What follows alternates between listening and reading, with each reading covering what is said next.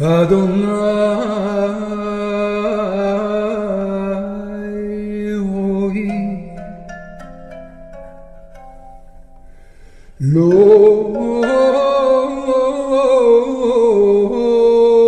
Echsar Pilot Deshe Yarbitzeini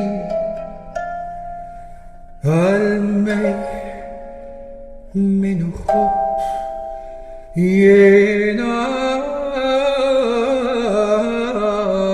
ינעלני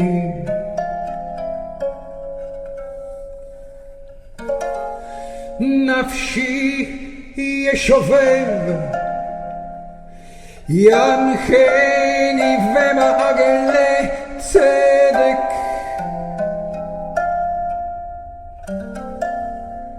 למען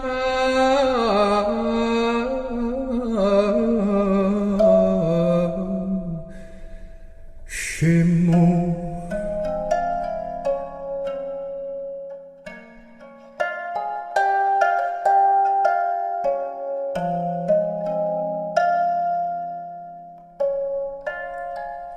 גם כי אלך בגיא צל מוות לא ירא כי אתה עמדי שבטך ומשמתך המה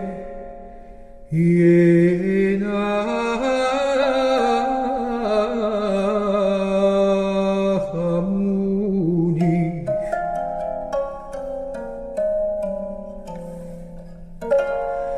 תערוך לפניי שולחן נגד צורריי דשנת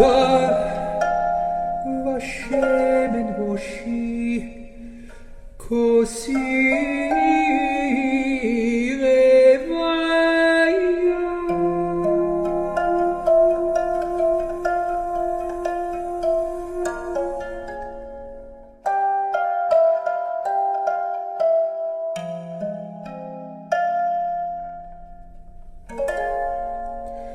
אך טוב וחסד ירדפוני כל ימי חיי ושבתי בבית אדוני לאורך ימים.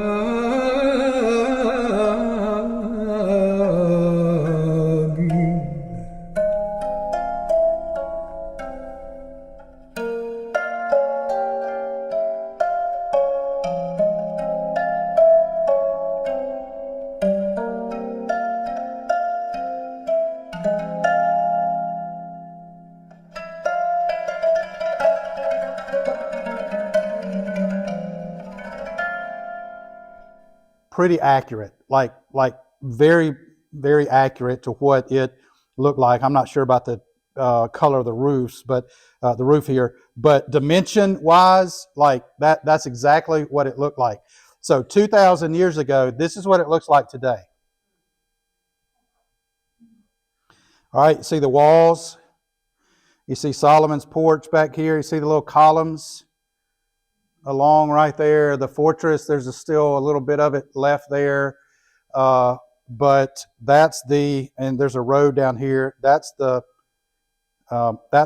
temple. That's the temple grounds. Now, we all know what the Dome of the Rock is, right? And notice that the Dome of the Rock is right in the center of where the temple was. And I think one of the most surprising things about the Dome of the Rock, has anybody ever been to Jerusalem? Anybody ever taken a trip? I know, Jerry, you've been. I know Jerry Sosaby has been. And one day, me and Miss Charlie will go, if she'll go with me. One of the most surprising things about the Dome of the Rock is that it's not Jewish, it's Muslim. Now that we have this picture in our mind, now that we know what the disciples asked, now that we know, sort of why they're so concerned about this huge thing being destroyed, They ask the questions. Look at what Jesus, how he answers. Verse 4, and Jesus answered them, see that no one leads you astray. For many will come in my name, saying, I am the Christ, and they will lead many astray. And you will hear of wars and rumors of wars. See that you are not alarmed, for this must take place. But the end is not yet. For nation will rise against nation, kingdom against kingdom. There will be famines and earthquakes in various places. All these are but the beginning of the birth pains. Then they will deliver you up to tribulation. They will put you to death. You'll be hated by all nations for my name's sake. And then many will fall away and betray one another and hate one another. And many false prophets will arise, and they will lead many astray. And because lawlessness will be increased, the love of many will grow cold. But the one who endures to the end will be saved. And this gospel of the kingdom will be proclaimed throughout the whole world as a testimony to all nations, and then the end will come. All right? So there's a couple of things here that I want us to think about in this response that Jesus has here, right? The disciples are asking, when? When is this going to happen? What are the signs going to be? Like, that's what they're focused on. And notice what Jesus says to him, right? Jesus gives two answers in response to what he's talking about here, right? And the first one is, don't be deceived. All right? This is how Jesus begins to answer, right? He doesn't answer their question of when. I think that's kind of funny. They're asking for a date, right? They're asking for, and Jesus doesn't even entertain that. He starts them off in a different direction, right? He doesn't answer that question, right? The disciples wanted a date. What does Jesus do? He warns them about deception. That's the first thing that he talks about, right? And what does it say? Think about us today. I mean, yeah, we want to think about the disciples, but what does it say about us today that Jesus would warn us about being deceived? Okay? That some will turn from him. That's right. What is inherent in that question of be careful that you're not deceived? That's right. Many false prophets are going to rise up. The issue is we can be deceived. Okay? So he's warning us because it's a possibility, right, that we can be deceived. Why would Jesus warn these disciples that there is a danger of deception if they couldn't be deceived and wind up, believing a lie? So it is absolutely imperative, and I think I put this on your notes, that Christians are able to recognize false teachers and false prophets. All right? I want somebody to turn to 2 Corinthians chapter 11. Look at that scripture passage right there. I want somebody to read 2 Corinthians 11, 2 and 4. And somebody else, I want you to go to Acts chapter 20 and read 28 through 30. All right? And whoever gets there first can read. 2 Corinthians 11, 2 to 4. Read that for us, Tick. All right? These are not people that are going to show up at our front door, knock on our front door in wearing a red suit with a pitchfork and a forked tail, and say, hey, No, these are things that are going to happen, and it's going to be very easy for some people, to be led astray. And then I think I put the passage on there from Matthew 7. This is from Jesus, Matthew 7:15. Watch out for false prophets. They come to you in sheep's clothing, but inwardly they are ferocious wolves. And Jesus says in verse 16 right there, you will know them or recognize them by their fruit. So we ought to be aware of being deceived, and we ought to be able to recognize when somebody's trying to deceive us. Now, several weeks ago, we went through a list of names, all right, in our last study. You remember that? And I'm not going to do that tonight because we don't have the time to do that. But I do think it's very important to think about when Jesus said this in Matthew 7:16, what is the fruit of a false prophet? And fruit is just evidence, right? If I walk outside and there's a tree there and there's apples growing on the tree, that's an apple tree, all right? So I can look at the fruit of someone's life, and I can tell whether or not they are a false prophet. Well, what is the fruit? We talked about this a little bit. Well, they deny the person and work of Jesus. So any person that denies the divinity of Jesus, the virgin birth, the Son of God, that he is somebody other than who he really is, or they deny his work, which are the miracles, the work on the cross, resurrection. All right, so a false prophet will deny those things about Jesus. Also, they deny the plain teaching of the Bible. And I love being able to get and dig into the Word. I love those conversations I have with different people about how, they look at this way and they look at that way. But the plain teaching of the Scriptures, that they deny that, or they overlook that, or they twist that. That's another fruit. And then they deny the gospel. What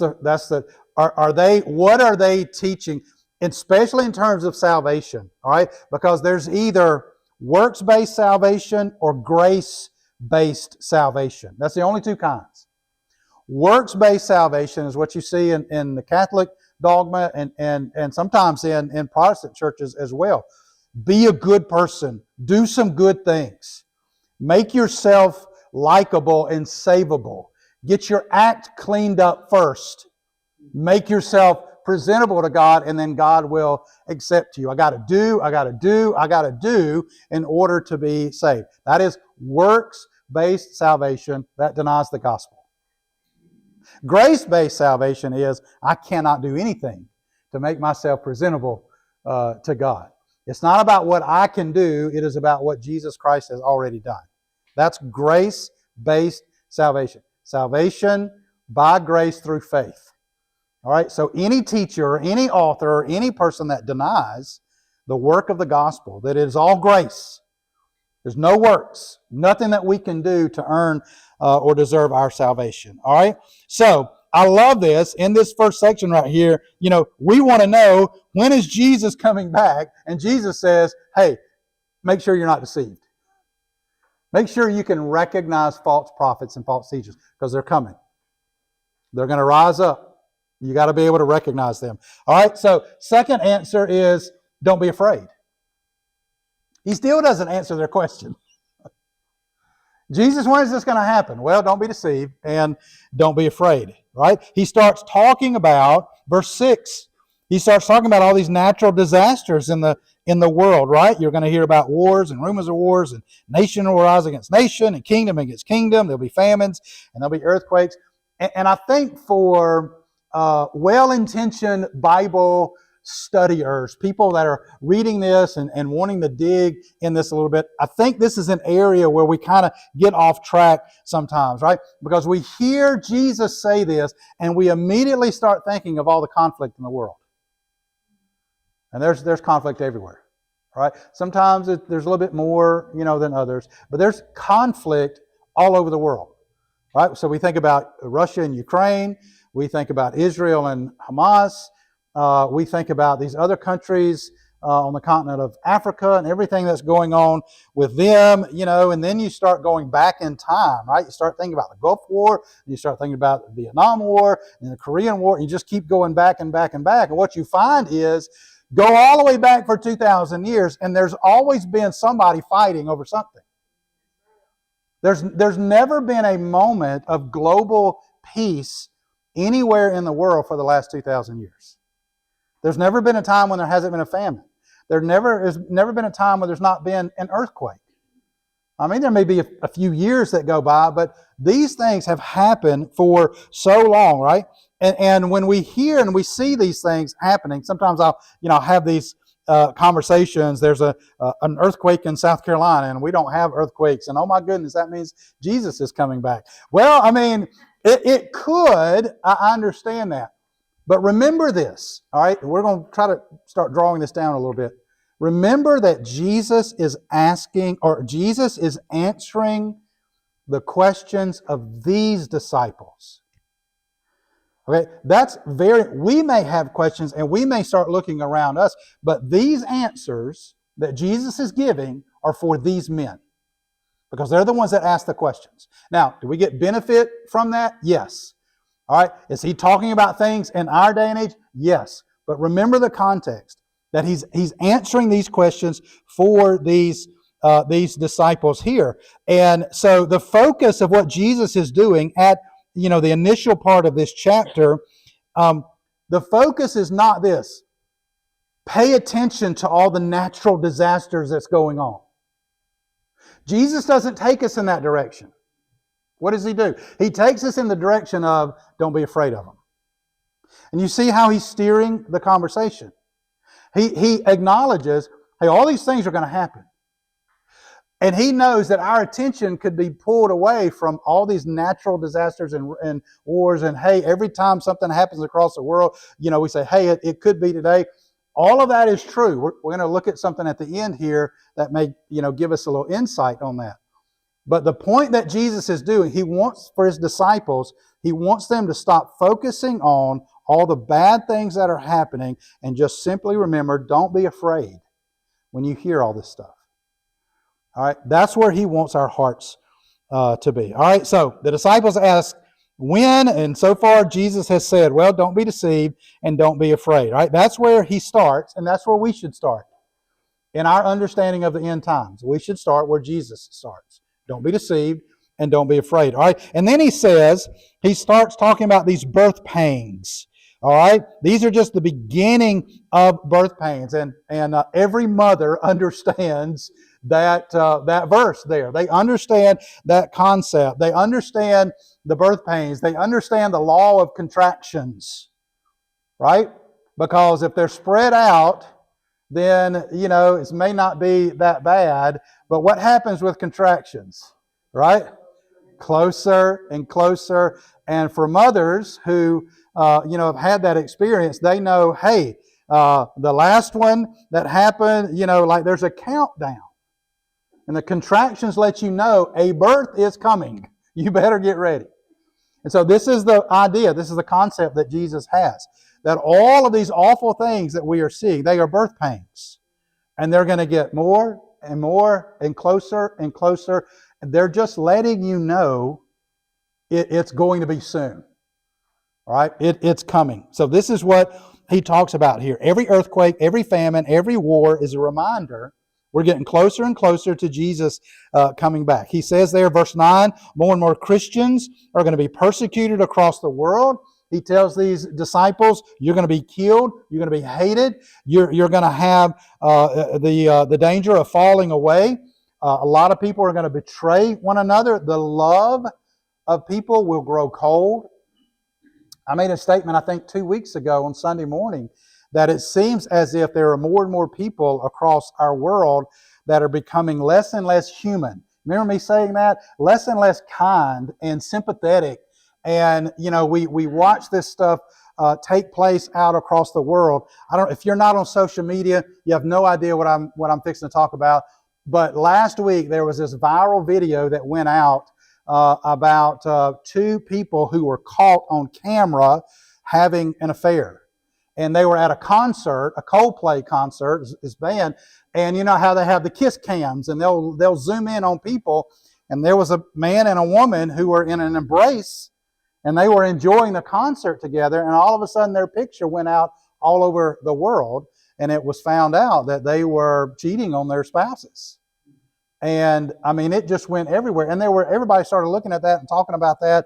They started making fun of it on late night shows, and people were talking about it on the news. I mean, it was everywhere.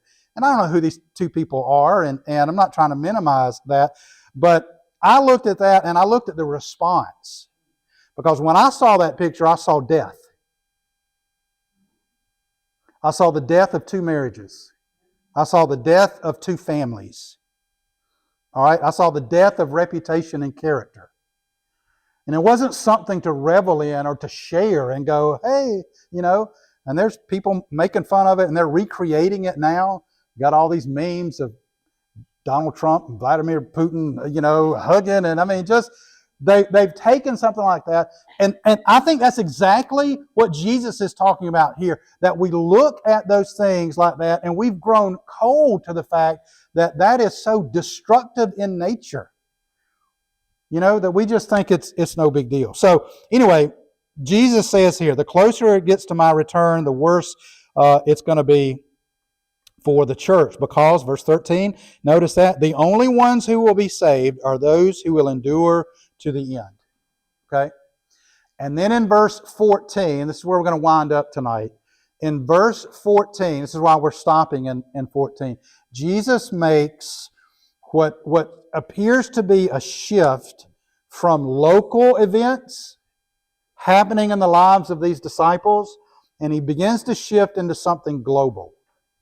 It's almost like the picture is growing a little bit. The context is growing a little bit. Jesus is talking about something present, right then, right now. He's answering these questions.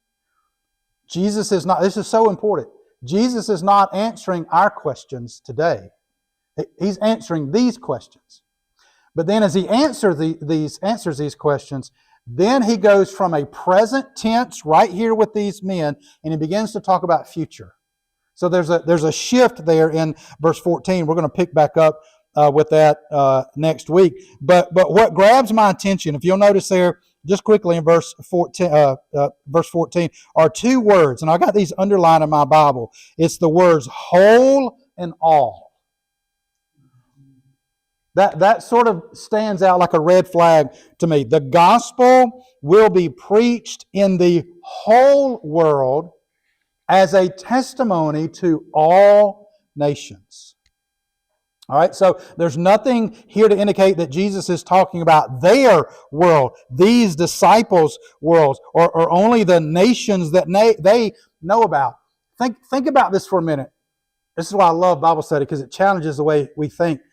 Did these men listening to Jesus, engaged in this conversation, did they know anything about China? No. Did they know anything about the United States? There wasn't a United States then, but this area over here was full of Native Americans. Did they know anything about Australia? Did they know anything about South America and Ecuador? They did not have the global scale perspective that Jesus has. They only knew their world.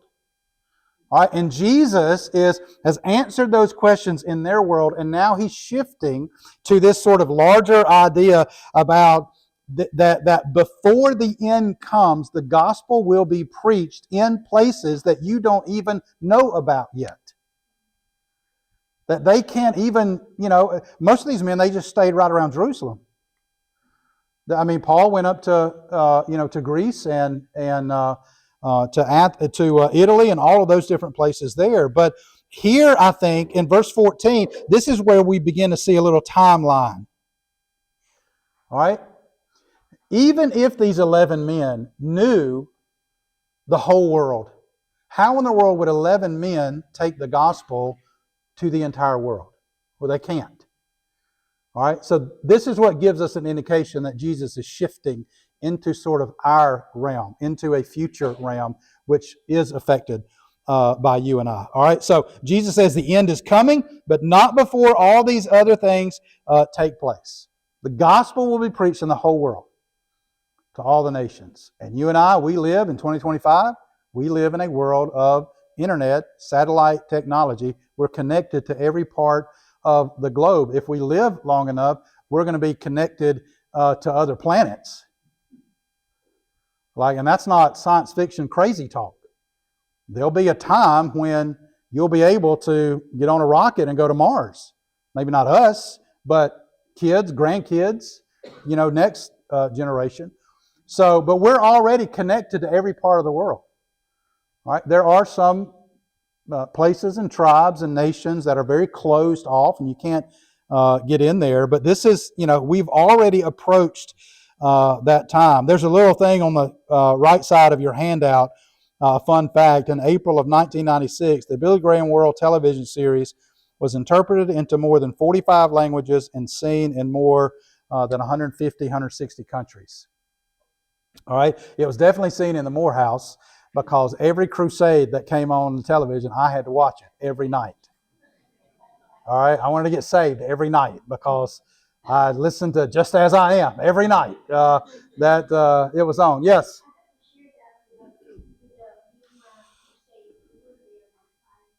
And Elizabeth, how Elizabeth grandma came forward twice because it was transmitted to Vietnam. Wow. That day. Wow. And I was a witness. Yeah, that's awesome. I love that. I love that. A lot of us, we grew up in that transition from. I tell my kids sometimes. I remind them that I am older than Google. I'm only 52, right? I'm young, but I'm older. When I was growing up, you didn't have Google, you didn't have the internet. All right, and so all of us, we've been around long enough to see this incredible transition take place of being able to communicate with the whole world. And so this verse here seems to contradict the preterist view. We'll talk about this more next week. That says Jesus already came back in AD 70 when Jerusalem was destroyed in AD 70. All right, we'll have some time to talk through that and think through that. But there is a part of eschatology called preterism that says Jesus has already returned. All right. Well, that doesn't seem to jive with what Jesus is talking about right here in verse 14. The gospel has to be preached through the whole world to every nation, and then he says the end is going to come. All right. So there's some things that have to take place yet, but the point is we are much, much closer to his return than we have ever been. Yep.